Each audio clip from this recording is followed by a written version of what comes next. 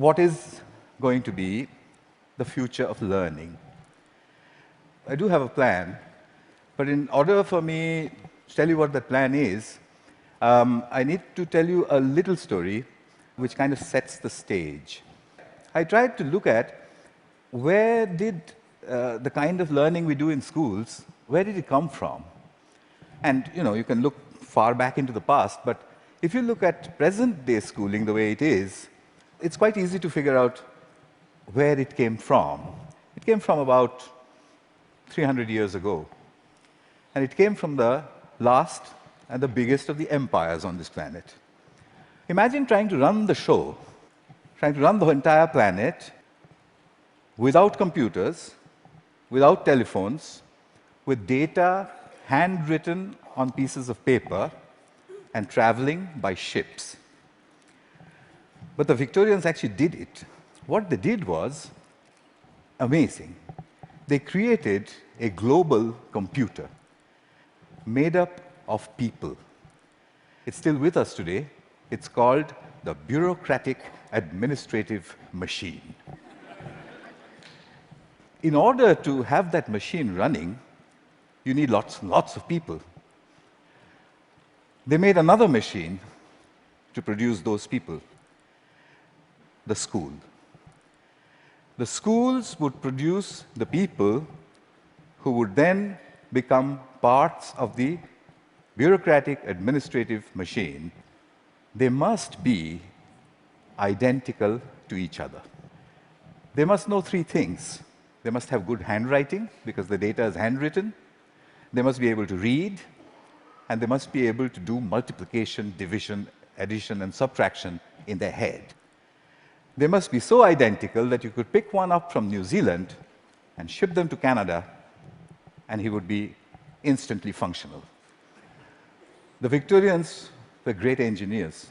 They engineered a system that was so robust that is still with us today, continuously producing identical people for a machine that no longer exists. The empire is gone. So what are we doing with that design that produces these identical people? And what are we going to do next, if we ever are going to do anything else with it? So that's a pretty strong comment there. I said schools as we know them now, they're obsolete. I'm not saying they're broken. It's quite fashionable to say that the education system is broken. It's not broken. It's wonderfully constructed. It's just that we don't need it anymore. It's outdated. What's the kind of jobs that we have today? Well, the clerks are the computers. They're there in thousands in every office. And you have people who guide those computers to do their clerical jobs. Those people don't need to be able to write beautifully by hand. They don't need to be able to multiply numbers in their heads. They do need to be able to read. In fact, they need to be able to read discerningly. Well, that's today. But we don't even know what the jobs of the future are going to look like. We know that people will work from wherever they want, whenever they want, in whatever way they want. How is present-day schooling going to prepare them for that world? Well, I bumped into this whole thing completely by accident. I used to teach people how to write computer programs in New Delhi 14 years ago. And right next to where I used to work, there was a slum. And I used to think, how on earth are those kids ever going to learn to write computer programs? Or should they not? At the same time, we also had lots of parents, rich people, who had computers, and who used to tell me, my son, I think he's gifted, because he does wonderful things with computers. And my daughter, oh, surely she's extra intelligent, and so on. So I suddenly figured that how come all the rich people are having these extraordinarily gifted children? What did the poor do wrong? I made a hole in the boundary wall of the slum next to my office, and I stuck a computer inside it just to see what would happen if I gave a computer to children who never would have one, didn't know any English, didn't know what the internet was.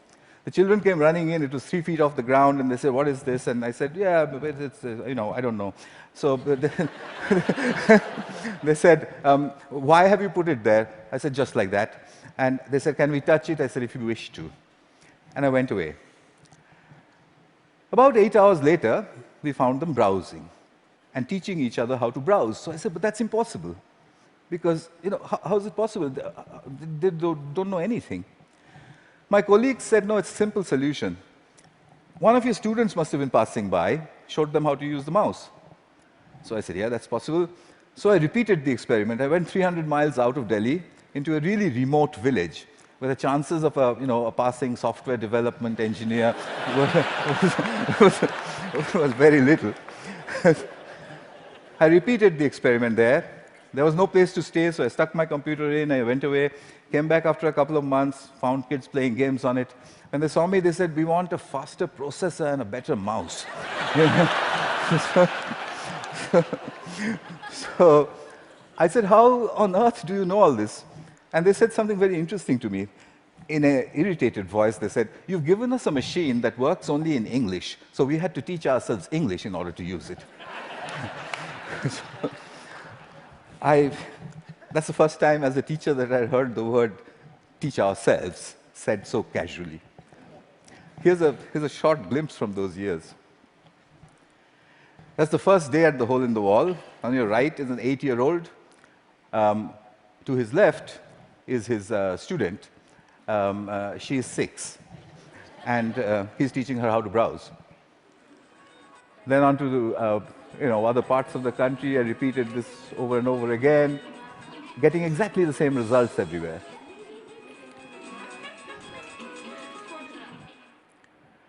An 8-year-old telling his elder sister what to do.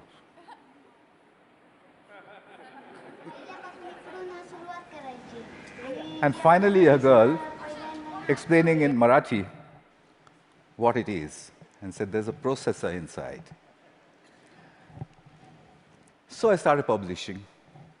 I published everywhere. I wrote down and measured everything, and I said, in 9 months, a group of children left alone with a computer in any language would reach the same standard as an office secretary in the West. I'd seen it happen over and over and over again. But I was curious to know what else would they do if they could do this much. I started experimenting with other subjects. Among them, for example, pronunciation.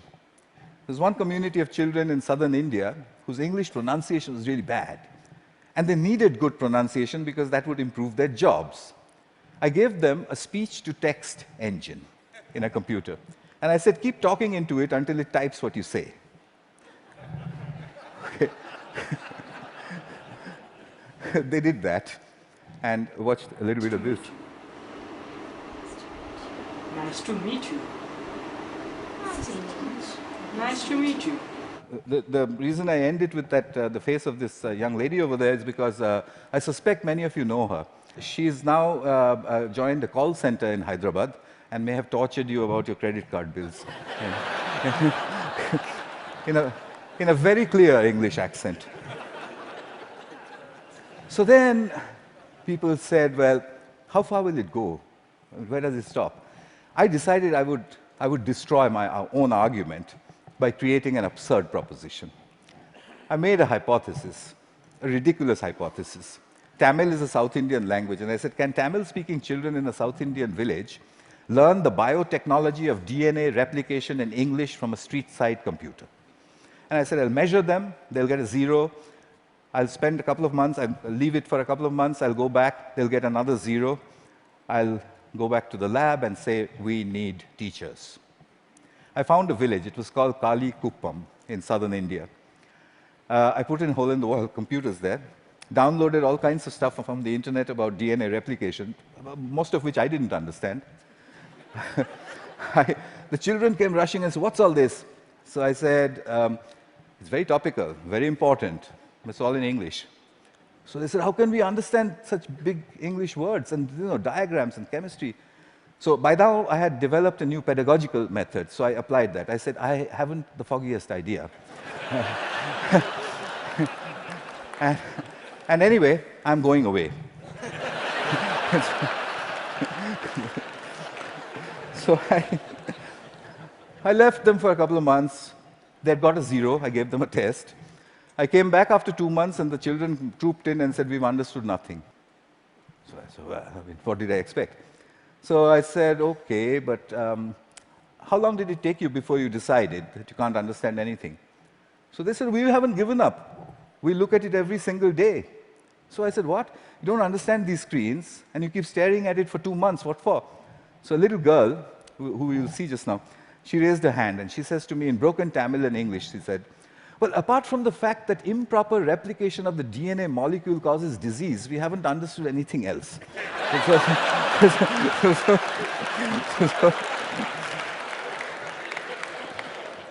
So I tested them. I got an educational impossibility, 0 to 30% in 2 months in the tropical heat with a computer under the tree in a language that they didn't know, doing something that's a decade ahead of their time. Absurd. But I had to follow the Victorian norm. 30% is a fail. How do I get them to pass? I have to get them 20 more marks.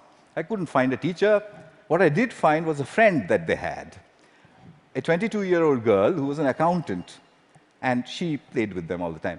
So I asked this girl, can you help them? So she says, absolutely not. I didn't have science in school. I have no idea what they're doing under that tree all day long. I can't help you. I said, I'll tell you what, use the method of the grandmother. So she says, what's that? I said, stand behind them. Whenever they do anything, you just say, well, wow, I mean, how did you do that? What's the next page? Gosh, when I was your age, I could have never done that. I mean, you know what grannies do. So she did that for 2 more months. The scores jumped to 50%.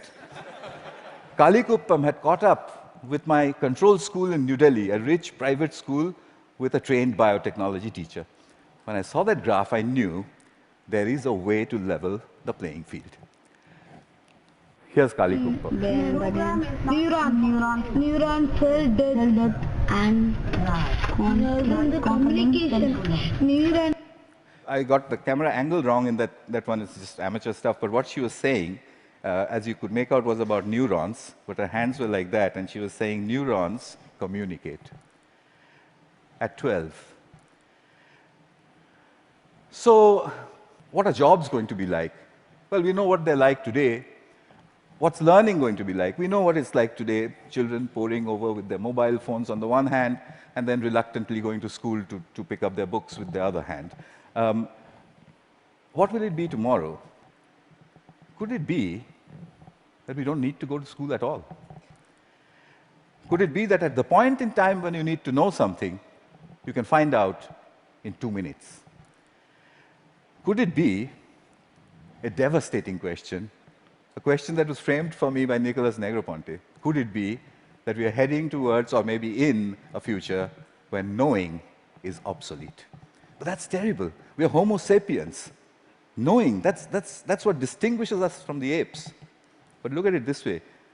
It took nature 100 million years to make the ape stand up and become Homo sapiens. It took us only 10,000 to make knowing obsolete. What an achievement that is.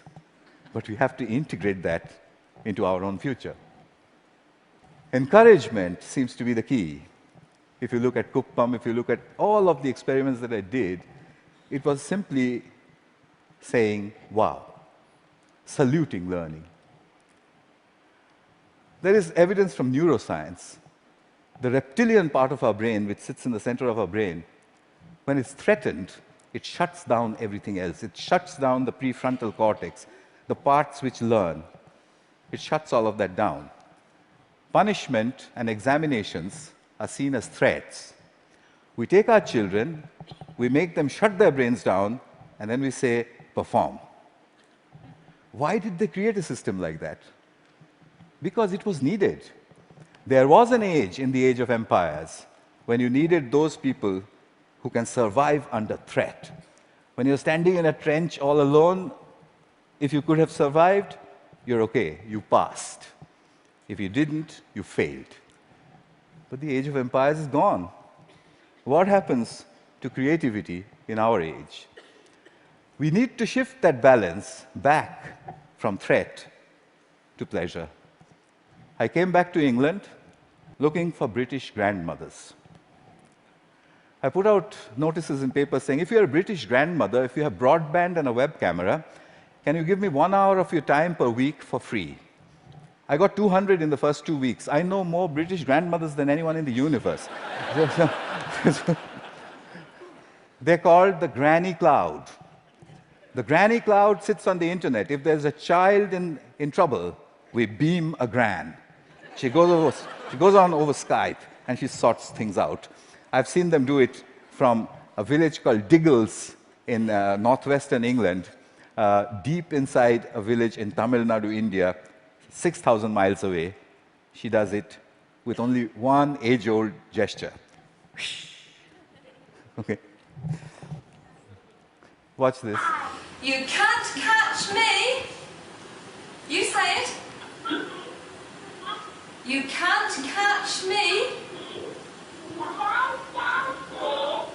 I'm the gingerbread man. Well done. Very good. So what's happening here? I think what we need to look at is we need to look at learning as the product of educational self-organization. If you allow the educational process to self-organize, then learning emerges. It's not about making learning happen, it's about letting it happen. The teacher sets the process in motion, and then she stands back in awe and watches as learning happens. I think that's what all this is pointing at. But how will we know? How will we come to know? Well, I intend to build these self-organized learning environments. They are basically broadband, collaboration, and encouragement put together. I've tried this in many, many schools. That's being tried all over the world, and teachers sort of stand back and say, it just happens by itself?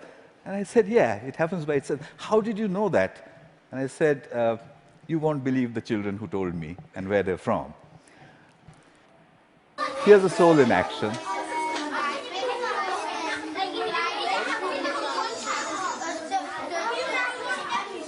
This one is in England.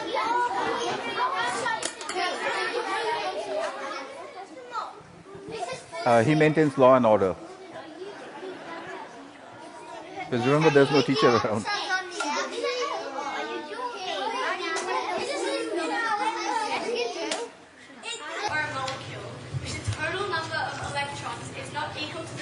Australia. Giving it a net positive or negative electrical charge. The net charge on an ion is equal to the number of protons in the ion minus the number of electrons. A decade ahead of our time. So souls, I think we need a curriculum of big questions. You already heard about that. You know what that means. There was a time when Stone Age men and women used to sit and look up at the sky and say, what are those twinkling lights? They built the first curriculum. But we've lost sight of that wondrous questions. We've brought it down to the tangent of an angle. But that's not sexy enough. The way you would put it to a 9-year-old is to say, if a meteorite was coming to hit the Earth, how would you figure out if it was going to or not? And if he says, well, what? How? You say there's a magic word. It's called the tangent of an angle. And leave him alone. He'll figure it out. So here are a couple of images from souls. I've tried incredible questions. When did the world begin? How will it end? To 9-year-olds. This one's about what happens to the air we breathe. This is done by children without the help of any teacher. The teacher only raises the question and then stands back and admires the answer. So, what's my wish? My wish is that we design the future of learning. We don't want to be spare parts for a great human computer, do we? So we need to design a future for learning. And I've got to get this wording exactly right, because, it's very important. My wish is to help design a future of learning by supporting children all over the world to tap into their wonder and their ability to work together, help me build this school. It will be called the School in the Cloud. It will be a school where children go on these intellectual adventures driven by the big questions which their mediators put in. The way I want to do this is to build a facility where I can study this. It's a facility which is practically unmanned. There's only one granny who manages health and safety. The rest of it's from the cloud. The lights are turned on and off by the cloud, etc., etc. Everything's done from the cloud. But I want you for another purpose. You can do self-organized learning environments at home, in the school, outside of school, in clubs. It's very easy to do. There's a great document produced by TED which tells you how to do it.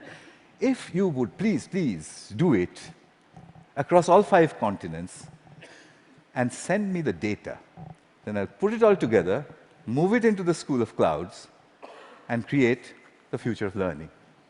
That's my wish. And just one last thing. I'll take you to the top of the Himalayas. At 12,000 feet, where the air is thin, I once built 2 hole-in-the-wall computers. And the children flocked there. There was this little girl who was following me around. And I said to her, you know, I want to give a computer to everybody, every child. I don't know, what should I do? And I was trying to take a picture of her, you know, quietly. She suddenly raised her hand like this and said to me, "Get on with it."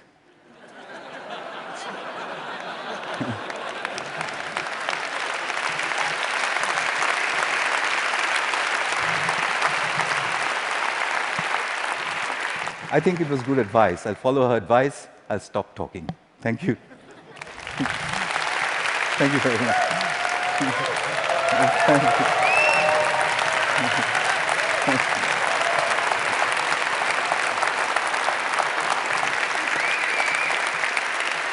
Thank you very much. Wow.